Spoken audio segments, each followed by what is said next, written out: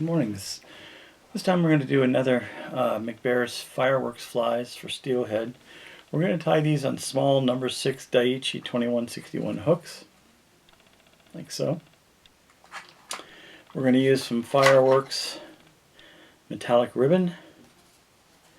This happens to be F9C, nice and wide.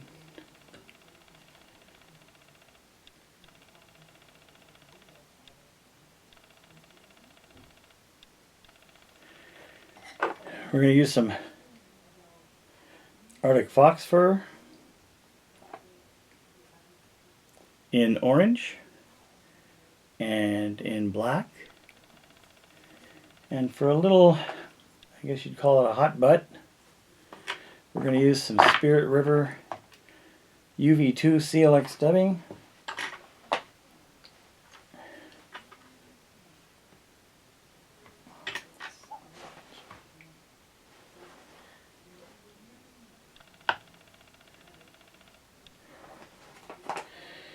So we're going to start off with the hook, Daiichi 2161. These are number 6s, which might seem small, but they're perfect for the Rogue River. These are really heavy hooks. It does have a return tang if you want to use it that way, but I'm not using it on this fly.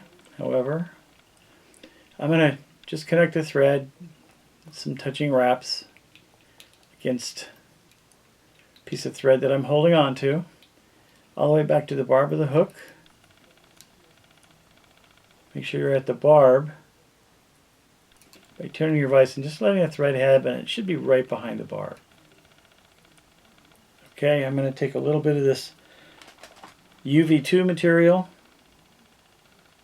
in this case chartreuse, and it only takes what I call a skosh. If you think you have the right amount, take half that.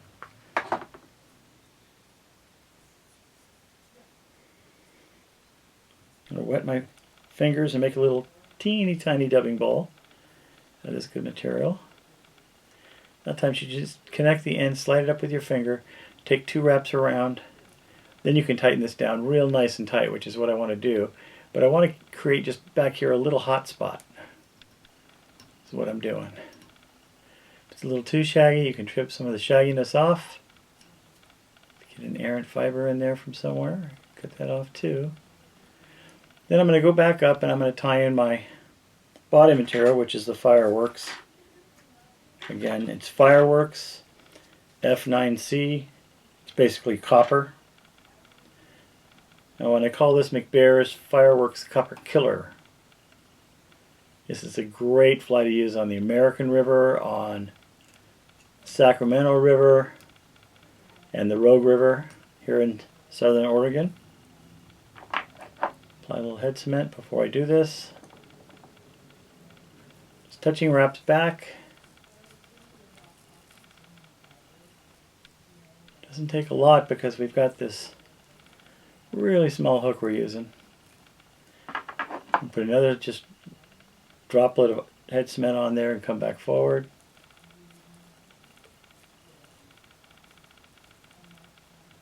Touching turns until I get within about 2 eye lengths of the eye.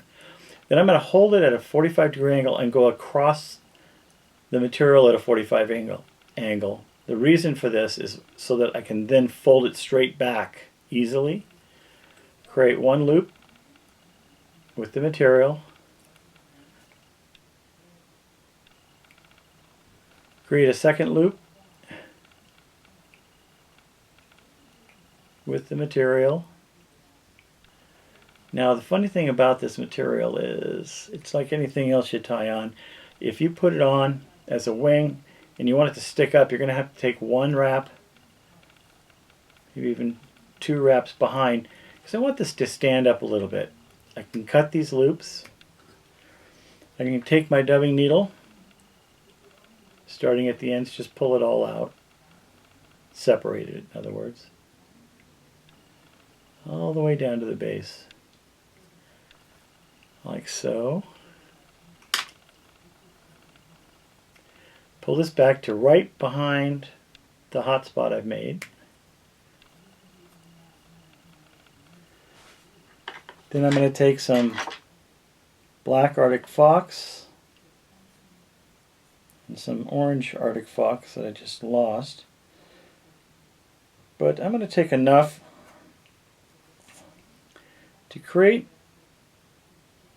a chenille wing, and I'm going to pull any of the longer guard hairs out. I don't necessarily want those because I'm going to use two colors.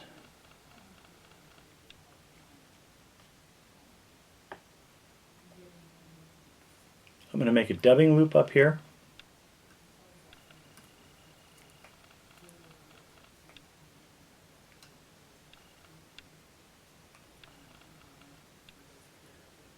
I'm going to hold it with my dubbing tool, get it caught on that thread. Once I have the wing material, this Arctic Fox wing material ready, I'm going to slide her up in here.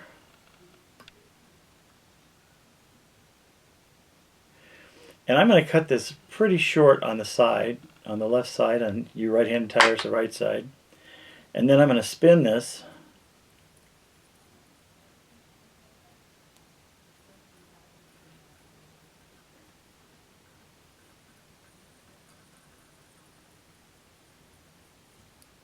If it gets caught, just pull it out a little bit, real gently.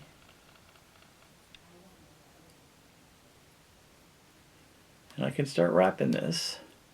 When I get to the first touching turn of material, take me a second to get there, right about there, I'm going to fold this back each time I come around.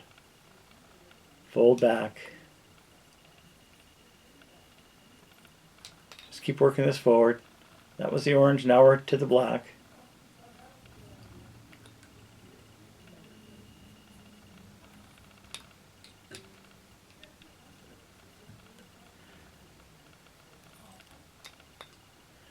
Then I can tie this off. I mean, there's just a little black, there's a little more orange.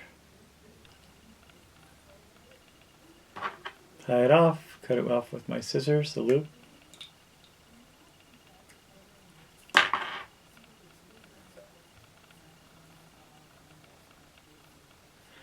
Just going to brush this back with my fingers. If I think I got a couple of longer pieces I don't really want in there, using the underfur of the Arctic Fox instead of the guard hairs, you can really work with this material and get it to the position you want.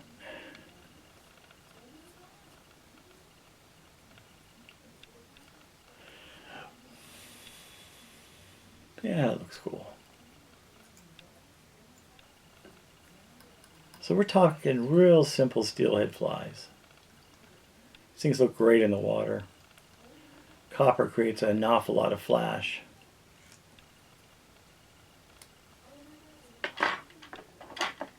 Little dab of head cement, but keep it away from that fur.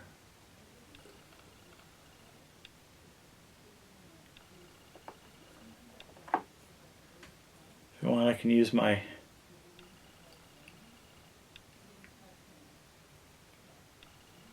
needle to clean that eye out.